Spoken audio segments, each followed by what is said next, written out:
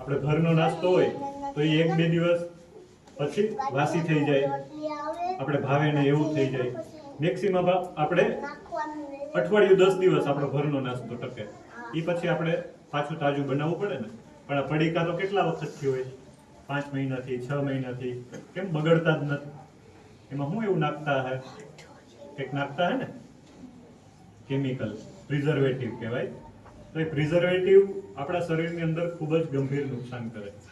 અને બીજું એક જે કેમિકલ યુઝ થાય એ ચીનમાંથી આવે છે, આજીનોમોટો.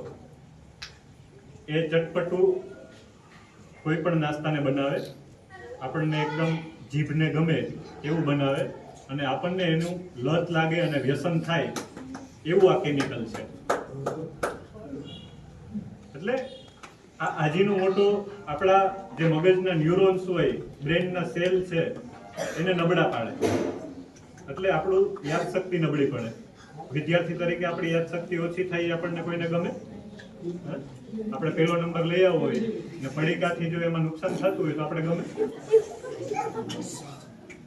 એટલે પહેલી આપણા ઉપર જે ગંભીર અસર છે એ મગજ ઉપર થાય, પછી આપણા પેટને બગાડે, આંતરડાને બગાડે. બરોબર? આંતરડાની અંદર એ જમા થઈ અને કોહવાય, ઘણાને એનાથી ગેસ થાય. કેટલાને ગેસ, પેટમાં દુખે એવી તકલીફ છે? તો આ પડીકા આજે જ તમે બંધ કરી દેજો, અથવા એનો ઉપયોગ ઓછો કરો બને.